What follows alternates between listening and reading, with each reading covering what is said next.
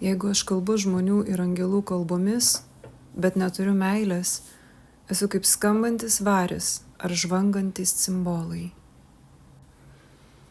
Ir jei turiu pranašavimo dovaną ir suprantu visas paslaptis ir turiu visą pažinimą, jei turiu visą tikėjimą, kad galiu kalnus perkelti, tačiau neturiu meilės, esu niekas. Ir jei išdalinu vargšams pamaitinti visą, ką turiu, ir jeigu atiduodu savo kūną sudeginti, bet neturiu meilės, man nėra iš to jokios naudos. Kai buvau vaikas, kalbėjau kaip vaikas, supratau kaip vaikas, mąsčiau kaip vaikas, bet tapęs suaugusiu, palikau tai, kas vaikiška. Dabar mes regime lyg veidrodyje, miglotai, bet tada veidas į veidą.